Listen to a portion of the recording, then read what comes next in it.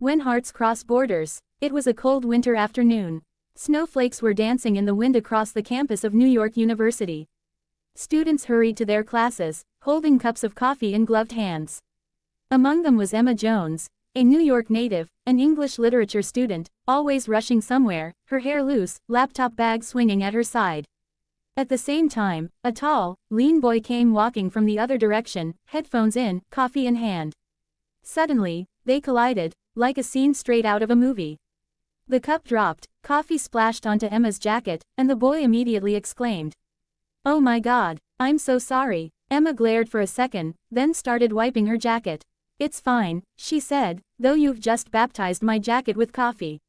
The boy laughed. "Then I guess I owe you a new one. I'm Ryan, from Toronto." Emma smiled for the first time. "Ryan from Toronto, huh? I'm Emma from New York. Welcome to my city." That was their first meeting, accidental, yet unforgettable. The beginning of friendship. Over the next few weeks, Emma and Ryan bumped into each other again, in the library, the cafe, and sometimes outside class. They shared the same major, literature. Ryan wrote poetry, and Emma quickly became a fan of his words.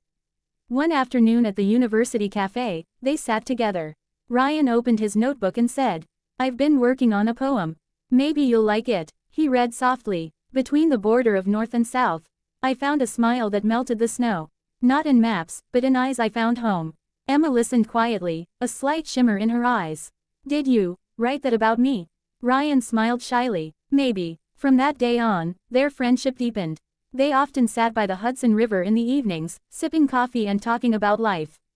Emma would say, "I think love isn't a story, it's a feeling that slowly forms." Ryan would reply, "And maybe I'm here to become that feeling." The first cold night. It was a December evening, and New York was covered in snow. After class, they strolled through Central Park. Emma noticed Ryan's hands freezing and offered her gloves. "Your hands are cold. Here, take these." Ryan smiled, slipping them on. "This is the first time someone's touched me so gently," he said. Emma lowered her gaze, saying nothing. The silence between them spoke louder than words. Snowflakes floated through the air, and the space between them grew smaller. Ryan whispered, "Emma, I don't know if this is friendship or something more, but when you're near, everything feels complete." Emma softly replied, "Maybe this is what people call love. The scent of romance." In the following months, their lives felt like a film. They studied together in the library, grabbed coffee after class, and explored the city on weekends. Emma loved Ryan's simplicity, and Ryan adored the stories hidden in her eyes. One day, Ryan invited Emma to his apartment.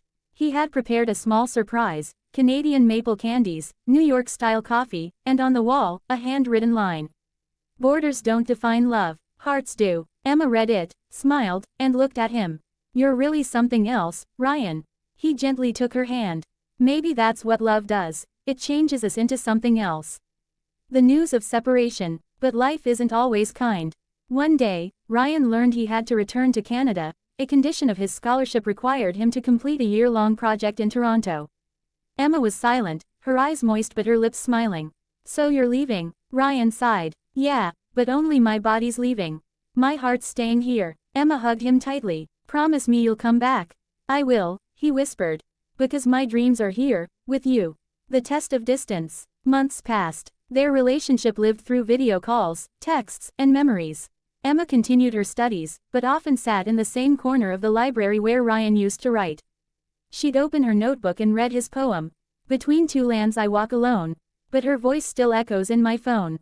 One night, Ryan called her. "I'm coming back, Emma. In a week." Her joy was uncontainable. She told her friend excitedly, "My Canadian poet is coming home." The moment of return. The airport was crowded, snow falling outside. Emma stood holding a red rosé. When Ryan finally appeared through the gate, one look at her face melted away the months of distance. She ran toward him, wrapped her arms around him. "You came back." Ryan smiled. "I promised, didn't I? Love doesn't break its promises."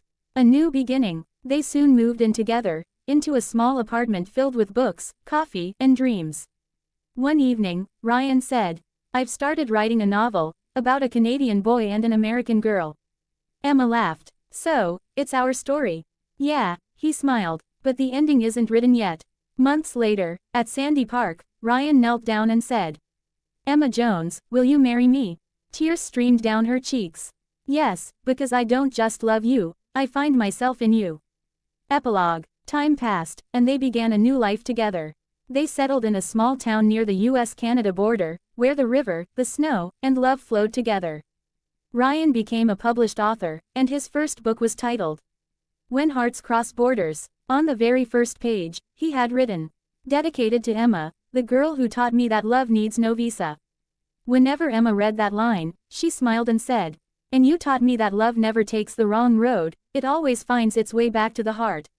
Love letter final message. This story shows that love knows no borders, nationalities, or languages. Sometimes, a simple coffee spill can turn into a lifelong connection. And sometimes, a stranger from another country becomes your forever home.